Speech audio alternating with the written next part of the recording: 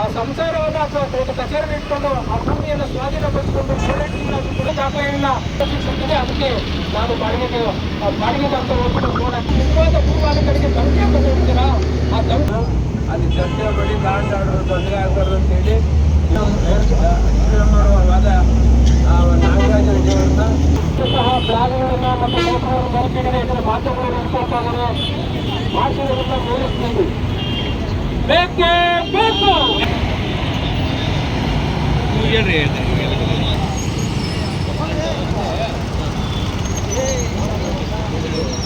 But ವಾದಿ ಪ್ರತಿವಾದಿಗಳು ನಾವು ಕೂಲಂಕುಷವಾಗಿ ನಡ್ಕೊಂಡು ಹೋಗ್ತಾ ಇರ್ತೀರಿ. ಅದಕ್ಕೆ ನ್ಯಾಯಾಲಯ ಇದೆ. ನ್ಯಾಯಾಲಯಕ್ಕೆ ನಾವು ಆಗಲಿ ಅವರಾಗಲಿ ತಲೆಬಾಗಲೇಬೇಕು. ಆಗಿರಬೇಕಾದ್ರೆ ನನ್ನ ಮೇಲೆ ಒಂದು ಕಂಪ್ಲೇಂಟ್ ಕೊಡ್ತಾರೆ ಹೋಗಿ. ಆವಾಗ ವಿಶ್ವನಾಥ್ ಸಾಹೇಬರು ನಮ್ಮನ್ನು ಕರೆ ಮಾಡಿ ಕರೀತಾರೆ. ನಿನ್ನ ಮೇಲೆ ಇಂಜೆಕ್ಷನ್ ಇದೆ ಬರಬೇಕಪ್ಪ ಅಂತಾರೆ. ಆವಾಗ ನಾನು ನಮ್ಮ ಸ್ನೇಹಿತರಾದಂಥ ಬಾಬು ಅವರು ಈಗಾಗಲೇ ಪ್ರತಿಭಟನೆಯಲ್ಲಿ ಭಾಗವಹಿಸಿದ್ದಾರೆ. ನಾವು ಹೋಗ್ತೀವಿ. ಹೋದಾಗೆ ನಾವು ದಾಖಲಾತಿಗಳು ತೊಗೊಂಡು ಹೋಗ್ತೀವಿ. ಅವ್ರ ದಾಖಲಾತಿನೂ ಪರಿಶೀಲನೆ ಮಾಡ್ತಾರೆ. ನೋಡೇ ನಿನ್ನ ಮೇಲೆ ಇಂಜೆಕ್ಷನ್ ಇದೆ ಅಂತಾರೆ. ಸ್ವಾಮಿ ಇದ್ರ ಬಗ್ಗೆ ನನಗೇನೂ ಗೊತ್ತಿಲ್ಲ, ಎಕ್ಸ್ಪರ್ಟಿ ಆಗಿದೆ. ಬಟ್ ಮೊನ್ನೆ ನ್ಯಾಯಾಲಯದಿಂದ ನನಗೆ ಯಾವುದೂ ಬಂದಿಲ್ಲ. ನನಗೆ ಆದೇಶ ಬಂದಿದೆ ಅಂದರೆ ಅದೇ ದಿನ ಹೋಗಿ ನೀವು ತಿಳಿಸಿದ್ದೀರಿ. ನಾನು ಅದನ್ನು ಹೋಗಿ ಏನು ದಾಖಲಾತಿಗಳನ್ನ ಕೊಡಬೇಕು ಅನ್ನೋ ಅದನ್ನು ನಾನು ನ್ಯಾಯಾಲಯಕ್ಕೆ ಸಲ್ಲಿಸ್ತೀನಿ ಅಂತ ಹೇಳ್ತೀನಿ. ಅವಾಗ ಅವ್ರು ಹೇಳ್ತಾರೆ ಇದಕ್ಕೆ ನಾನು ಕೊಡ್ತಾ ಇದ್ದೀನಿ ತೊಗೊಂಡೋಗಿ ಅಂತಾರೆ. ಆಯ್ತು ಸ್ವಾಮಿ ನೀವು ಕೊಟ್ಟಿದ್ದೇನೆ ನಾನು ತೊಗೊಂಡೋಗ್ತೀನಿ. ನೀವೊಂದು ಸೀಲ್ ಹಾಕಿ ಒಂದು ಸಿಗ್ನೇಚರ್ ಮಾಡಿಕೊಡಿ ಅಂದರೆ ಅವ್ರು ಹೇಳ್ತಾರೆ.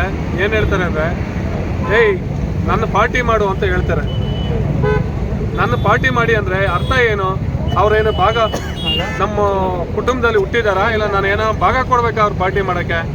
ನಿಮಗೆ ನಿಜವಾಗ್ಲೂ ನಾನು ಇರಗಂಟ ಇಲ್ಲ ನನ್ನ ಹೋರಾಟದ ಜೀವನ ಹಾಳಾಗಬೇಕು ಇಲ್ಲ ನಿಮ್ಮ ಬಟ್ಟೆ ತೆಗೆಸುವಂತ ಕೆಲಸ ನಾನು ಮಾಡೇ ಮಾಡ್ತೀನಿ. ಯಾಕಂದ್ರೆ ಒಬ್ಬ ಸುಳಿಮಗನೆ ಅನ್ನುವಂತಹ ಅಧಿಕಾರಿ ಈ ಆನೇಕಲ್ ತಾಲೂಕಿಗೆ ಈ ಹತ್ತುಮೇಲಿ ಪೊಲೀಸ್ ಸ್ಟೇಷನ್ಗೆ ಇರಲೇಬಾರ್ದು. ನೀನು ಎಲ್ಲಿಯ ತನಕ ತೊಲಗೋಗಲ್ವೋ ಅಲ್ಲಿಯ ತನಕ ನನ್ನ ಹೋರಾಟ ನಿರಂತರವಾಗಿರ್ತದೆ.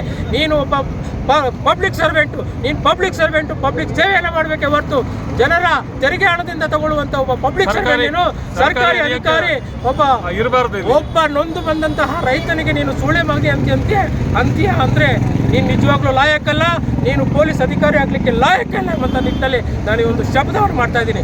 ಇಲ್ಲ ನಾನು ಹೋರಾಟಗಾರನಾಗಿ ಇರಬೇಕು, ಇಲ್ಲ ನಿನ್ನ ಪೊಲೀಸ್ ಬಟ್ಟೆಯನ್ನು ತೆಗೆಸುವ ಗಂಟ ನನ್ನ ಹೋರಾಟ ನಿರಂತರವಾಗಿ ಸಾಗ್ತದೆ ಅಂತ ಹೇಳಿ ನನ್ನ ಮಾತು. ಆ ಮಾಲೀಕರು ಅವರು ಪೊಸಿಷನ್ ಅಲ್ಲಿ ಇದ್ದಂತ ಜಮೀನನ್ನ ಏಕಾಏಕಿಯಾಗಿ ಈ ಪೊಲೀಸ್ ಅಧಿಕಾರಿಗಳು ಸಪೋರ್ಟ್ ಮಾಡಿ, ಬಿಲ್ಡರ್ಗಳಿಗೆ ಸಪೋರ್ಟ್ ಮಾಡಿ ಅವರಿಗೆ ಜಾಗನ ಖಾಲಿ ಮಾಡಿಸಿ ಇವಾಗ ಬೇರೆ ಬೋರ್ಡ್ ಹಾಕಿದ್ದಾರೆ ಅಂದರೆ ಈ ನ್ಯಾಯ ಎಲ್ಲಿದೆ ಅಂತ ತಮಗೆಲ್ಲ ತಿಳ್ಕೊಬೇಕಾಗುತ್ತೆ. ಯಾಕಂದರೆ ನ್ಯಾಯಕ್ಕೆ ರಕ್ಷಣೆ ಕೊಡುವಂಥ ಪೊಲೀಸ್ ಅಧಿಕಾರಿಗಳೇ ಇವ್ರಿಗೆ ಸಪೋರ್ಟ್ ಮಾಡಿ ರೈತರ ಮೇಲೆ ದಬ್ಬಾಳಿಕೆ ಮಾಡ್ತಾರೆ ಅಂದರೆ ಕಾನೂನು ಎಲ್ಲಿದೆ ಈಗ?